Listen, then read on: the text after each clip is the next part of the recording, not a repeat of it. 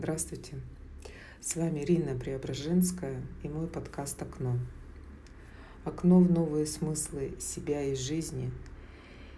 И сегодня я хочу поделиться моими впечатлениями от одной спонтанной поездки, в которую меня пригласила подруга. И я очень рада, что это небольшое путешествие состоялось, потому что благодаря ему я наконец-то вживую познакомилась с творчеством нашего замечательного, талантливого, прославленного земляка Олега Митяева. Он является организатором и душой Ильменского фестиваля авторской песни. И моя подруга позвала меня на заключительный концерт этого фестиваля. Сам фестиваль, насколько я владею информацией, длился 4 дня. И вот мы поехали в субботу, уже под вечер.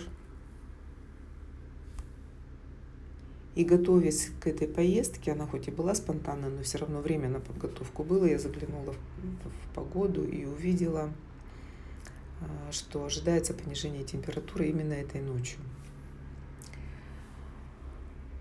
Неожиданно прям как-то постучались, так прям скажу, потому что я когда стала выбирать одежду, я не знала, что брать. Вы поймете, зачем я это все говорю попозже. Постучались прям такие теплые конкретные вещи, в которых я зимой ходила. Я уж не говорю, что там был костюм с начесом, но там был очень качественный трикотаж, в котором я зимой ходила, костюм. И такая тоже достаточно теплая куртка с капюшоном, в которой я выходила из зимы. То есть прям утеплилась. Взяла несколько пар носков дополнительных. И когда мы приехали уже, так скажем, на место, оказалось, что от стоянки до поляны шагать нормально. И мы поэтому все с собой взяли, сгребли. И пришли уже туда такие прям основательные, подготовленные, с целыми сумками, с подушками, с пенками, с пледами, чтобы максимально возможный комфорт себе обеспечить. И расположились на этой поляне. Душевно, замечательно, погода прекрасная. В общем, все хорошо. Тепло, лето. Сиди и наслаждайся. Со сцены поет Митяев. Но я сегодня хочу поговорить не о его творчестве. Кто захочет, тот с ним, наверное, уже знаком и может легко прослушать в общем доступе. Я здесь сегодня не об этом. Первое наблюдение, которое прям зацепило меня, когда я уже расположилась, когда мы уже там наслаждались, уже послушали песни, мне бросилось в глаза, что какие мы все разные. Какие мы все разные, и вот собрались все на одной поляне. Я сидела, наблюдала вот за людьми, за всем, что вот происходило. И мне постоянно одна мысль не давала покоя, что вот, пожалуйста, вот одна земля, вот одна поляна. Все пришли, сели, что называется, на попу ровно. Сидим на матушке земле. И вне зависимости от дохода, это бросается в глаза, люди разного достатка, это прямо видно. И вне зависимости от статуса, от дохода, от всего независимо. Вот сидим на родимой земле, и ее дети, и смотрим все в одну сторону. На сцену, откуда льется просто вот песня души одного замечательного человека. И вот эта вот идея, что какими мы бы ни были, Нам всем только нужно одно, вот, как говорится, опора под ногами, мать-земля, мирное небо над головой, что, слава Богу, было в тот момент над нами. Безоблачное синее небо, спокойное солнце. И вот, всем нужно только одно – разговор от души к душе, душевно. У всех одна голова, две руки, две ноги. Все одинаковые по сути. Что делим-то? Зачем воюем-то? Всем нужно одно и то же. Абсолютно одно и то же. Тепло душевное. Перед нами сидели абсолютно разные люди. Абсолютно. Ну, как говорится, это вот читается, это же видно все равно. Как, что. Но ведь это абсолютно не главное. Это вот, это не то, что вторично. Это вообще вот мелочи, что называется. Потому что, я еще раз говорю, главное это вот именно то душевное тепло, которое распространялось вот во время этого выступления. Перед нами вот сидели люди, я так понимаю, местные, абсолютно просто одетые. А фестиваль в этот раз проходил в Солнечной долине. Это наш такой достаточно прославленный курорт, куда приезжают круглый год со всей страны, и там проводятся даже, насколько я владею информацией, соревнования мирового масштаба. По-моему, там чемпионаты мира проходили по каким-то видам спорта. Это горнолыжный курорт наш около Миаса. И там есть достаточно комфортабельные отели, насколько я понимаю. Ну, какие-то места, дома, в общем, все оборудовано, все очень замечательно, хорошо. И перед нами стояло несколько тоже таких компаний. Я прямо, такое было ощущение, как будто вот они с этой Солнечной долины спустились. Я имею в виду с отеля. И вот стояла перед нами тоже компания. Вот они сильно бросались в глаза, потому что там одна девушка очень активная была. Вот. И упакованные, что называется, упакованные от и до. Это прямо видно. Они, правда, не сидели. На попе ровно они все стояли. Вот, и вот одна все стояла, вот она в спорте, значит, стояла там, прическа, все вообще красавица, правда, правда, очень приятно глазу, вообще здорово. Но в то же время я все никак не могла оторвать глаз от ее просто массивных золотых цепей, которые такие прям конкретно сияли там. А сейчас вообще вот эта вот мода пошла на такое раскатанное золото, конкретно широкое, они как браслеты, такие как ремни. Вот. И вот она вся, значит, в этом золоте. На обеих руках, значит, потом она повернулась к компании. Это прям бросается в глаза, еще солнце как раз вот из-за спины светило. Это прям, ну, просто бросается в глаза. Вот. Вся, значит, и на груди у нее тут висит, и везде у нее висит, в спорте одета, ну, комично, достаточно комично все это смотрится, одела все, что называется, приехала.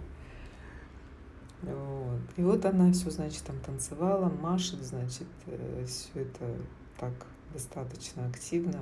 Ну, замечательно, человек отдыхает. И в то же время вот эта вот комичность, она просто стояла. Потому что так вот, знаете, вот ты смотришь, правда, ты моя хорошая, да когда же ты расслабишься? И вот даже вот здесь вот ты на природу приехала, да господи, да куда же ты это все напендюрила-то? Без этого-то никак, что ли? И это просто вот, ну, честное слово, я иногда просто этого не понимаю. Люди разные, я согласна, кого-то это прям греет. Но я очень, так скажем, много и достаточно знаю по сути того, что люди сейчас вот таким образом себя одевают не просто так. Вот. Тема золота, она вообще это отдельная тема в моей работе. И я могу достаточно сказать на эту тему, потому что там действительно все не просто так. Люди не просто так столько золота одевают. Это всегда несет много смысла и информации. Вот. И вот я наблюдала это все. Но она вся там была прям на сцене, ей это все нравилось. И самое интересное, вот так и хотелось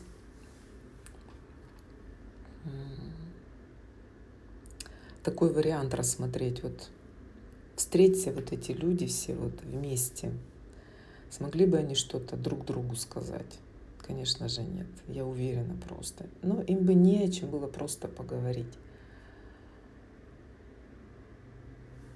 А вот через сцену, через душу, мне кажется, вот этот разговор был бы как раз возможен. Я еще раз говорю, все мы одинаковые.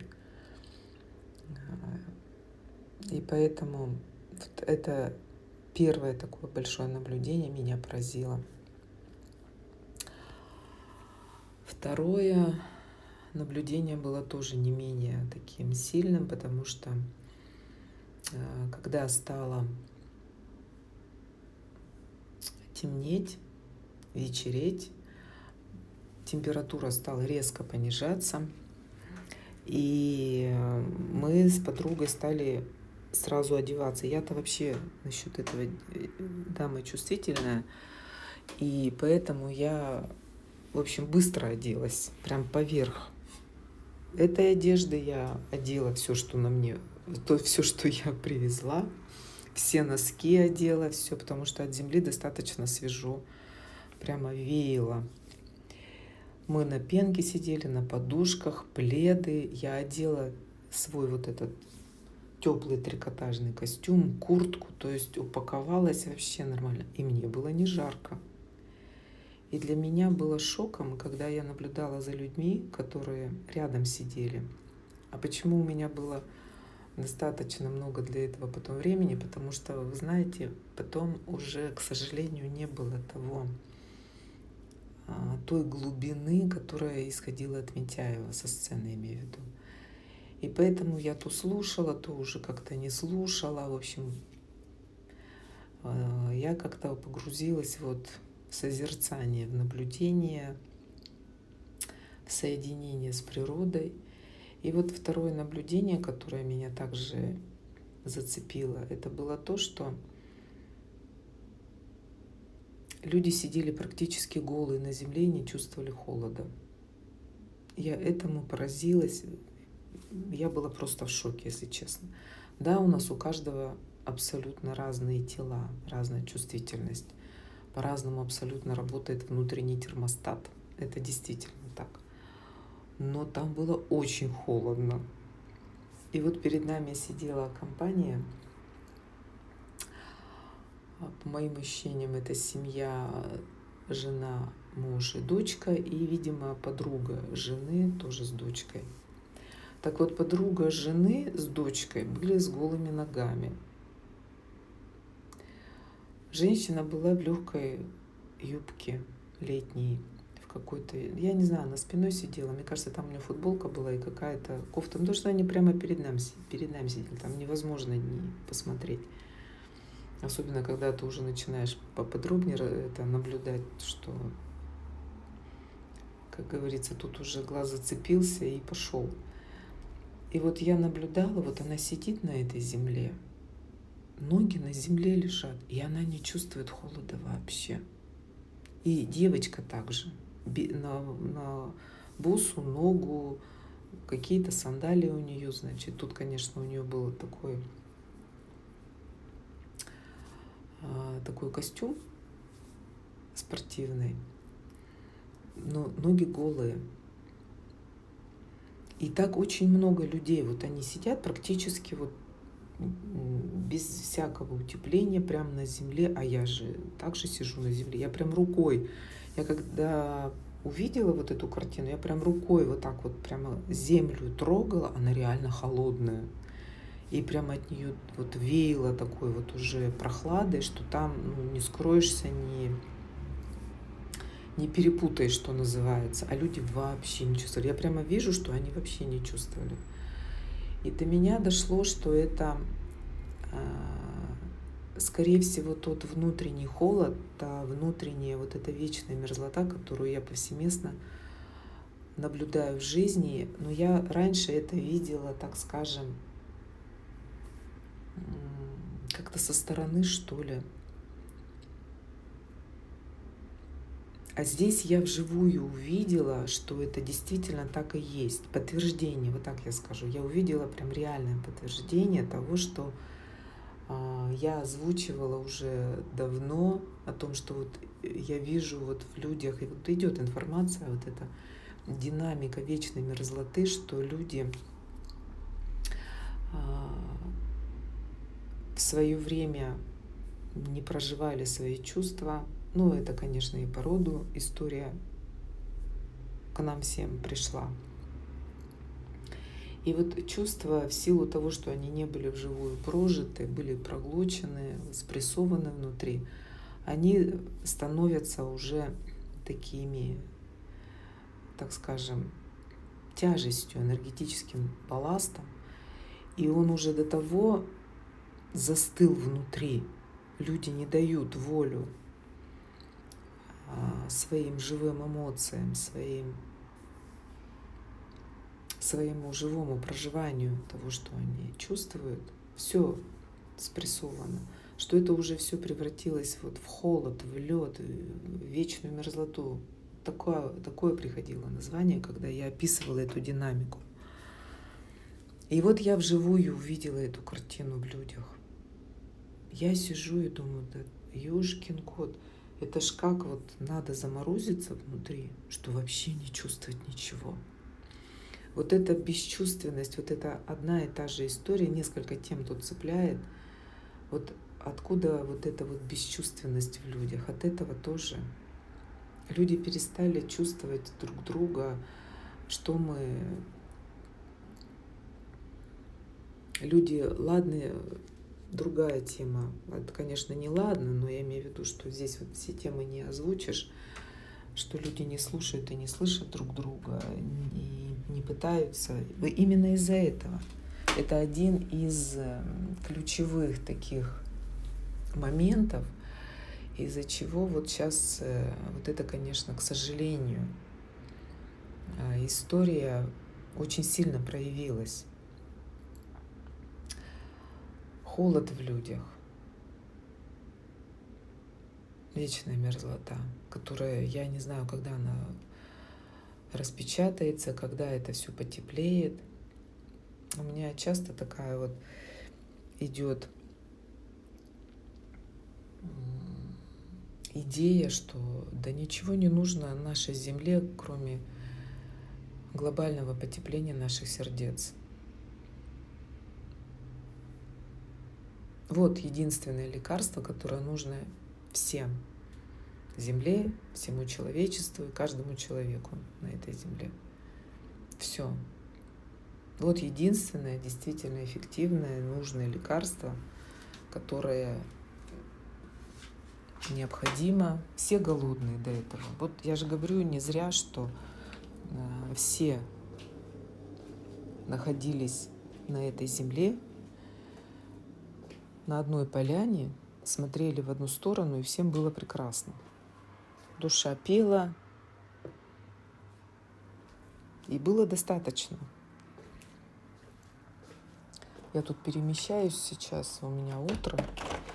Я сидела на балконе, пила кофе, и вот сейчас мне пришлось зайти, потому что там солнце встает, и прям некомфортно уже разговаривать.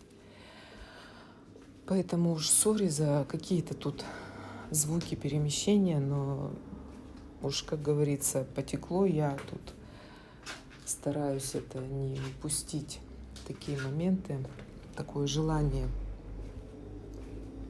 поделиться, выгрузить из себя. Вот. И поэтому для меня это конечно же, было очень важно увидеть, потому что, еще раз говорю, вот этот момент подтвердил все то, что я уже видела раньше. Просто не так точечно, как в этот раз. Вот. И они достаточно долго все были, и они ушли уже прям поздно, когда уже конкретно прям похолодало. И я, конечно, тогда прям осталась в таком, знаете, в некоем замешательстве. Думаю, это же... Я, если честно, была просто в шоке. Вот, от этого, в таком тихом, приглушенном шоке. Это было второе такое сильное наблюдение. А третье наблюдение меня настигло, когда на следующий день мы с подругой поднялись на канатной дороге на смотровую площадку. Там есть такая точка, 555 метров. И мы на канатке туда поднялись. Охали, ахали, наслаждались видами, конечно. Ой, земля у нас потрясающе красивая. Господи, там просто невозможно. Это невозможно красиво. Просто, конечно. Я очень люблю нашу землю и нашу уральскую природу. Это просто какие-то потрясающие виды, красоты, свежий воздух. И это просто не передать. Но я здесь не для этого. Я здесь для того, чтобы рассказать, что было потом. И вот мы наполнились этими впечатлениями замечательными с подругами, спускаемся на канатной дороге. И по мере приближения к земле стали слышны звуки. Причем такие цепляющие, которые как-то как какофония звучат.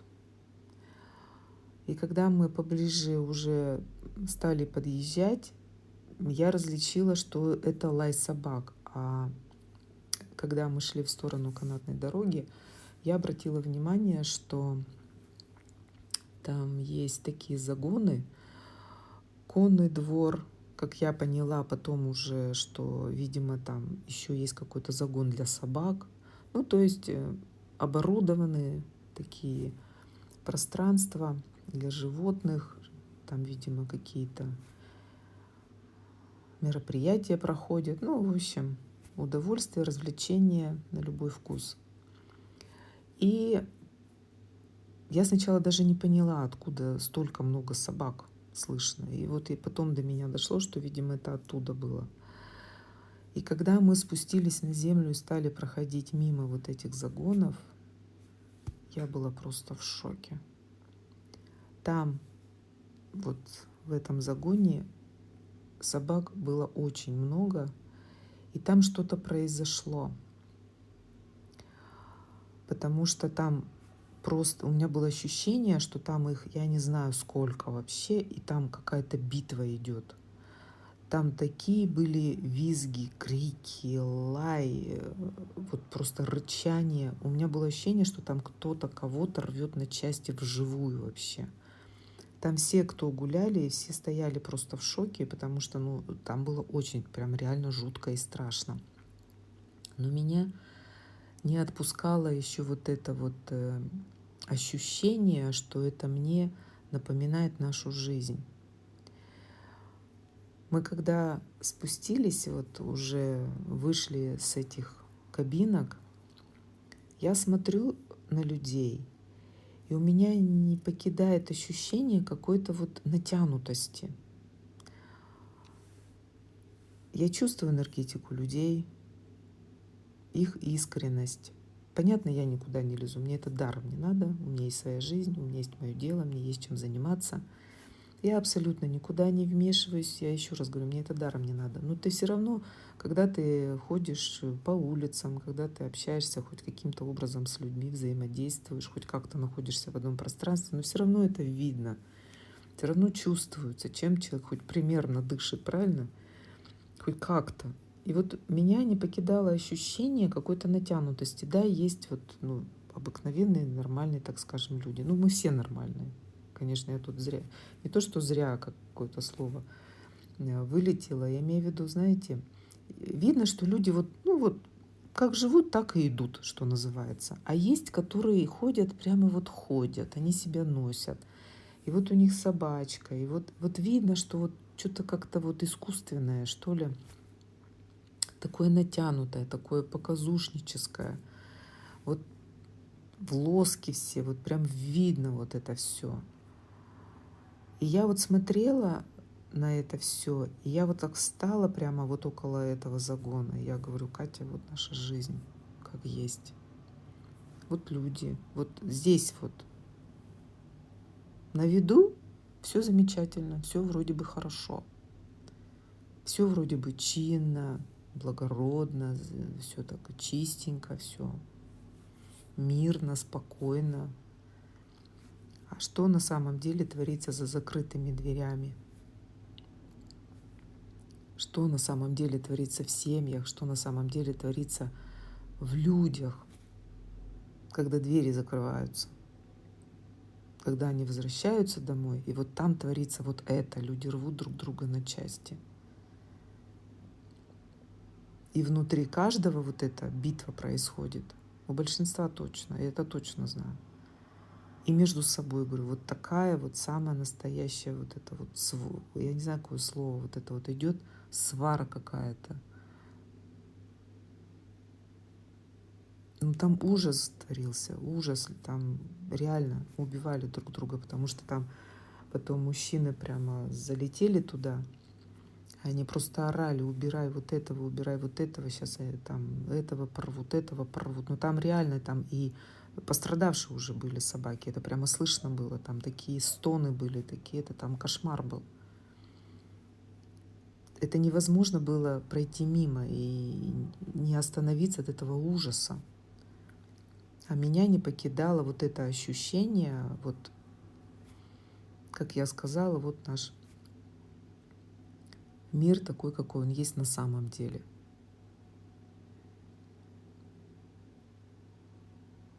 Это реально страшно.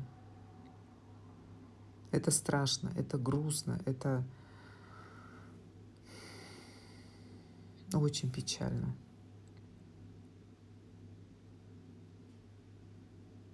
Когда ты видишь, что на самом деле происходит вот в людях, в жизни, на что тратится жизнь вообще. И поэтому для меня эта поездка вместе со всеми красотами нашей замечательной Земли принесла вот такие наблюдения, которые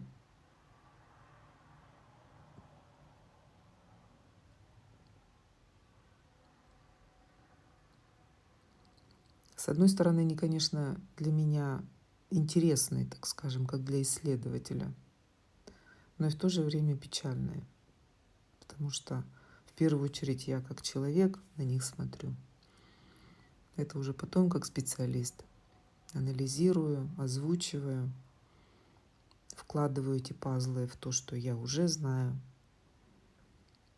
И вот мне захотелось этими наблюдениями поделиться и здесь, для того, чтобы передать вам информацию для какого-то, наверное, нового и важного разговора с собой.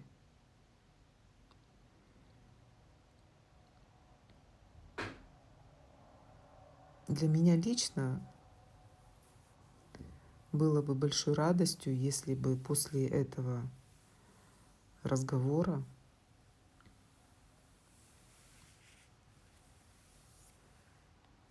в чьих-то сердцах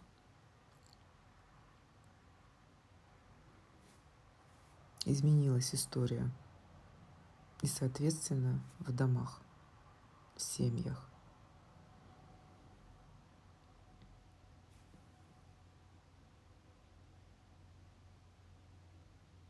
Есть главное, а есть не главное в этой жизни. И вот если мы будем держаться главного, по крайней мере, стараться найти его. А для меня, я еще раз говорю, что главное? Это вот мы все дома, вот одна планета. Мы все одинаковые, мы все просто люди в первую очередь. Я уж повторюсь, но есть вещи, которые можно повторять и повторять. Я еще раз говорю, все одинаковые. Одна голова, две руки, две ноги. Ну все одинаковые. Душа, сердце. Хотим все одного и того же. Тепла, душевного вот этого разговора. Так зачем? Зачем воевать? Зачем делить? Зачем биться? За что биться? Всем на этой земле хватит места. Вот всем хватит. И работы хватит. Вот мы сидели на одной поляне. Всем хватило этого места. Зачем вот эти вот терки какие-то абсолютно ненужные? И работы всем хватит на этой земле, Господи. Всем всего хватит. И вот я сидела и постоянно думала о том, что вот у каждого, вот мы же сидим на поляне, каждый вот на своем месте. Вот, пожалуйста. И достаточно. То есть тут, конечно, очень много таких тем есть, которые можно еще раскрывать и раскрывать. Но мне кажется, сегодня достаточно. Вот. Наконец-то я поделилась, потому что, в принципе, времени уже достаточно прошло, а я все никак не могла освободиться от этих мыслей. И я прям чувствовала, что надо обязательно их выгрузить. Я рада, что у меня наконец-то это получилось сделать. На сегодня у меня все. Буду рада услышать и вас.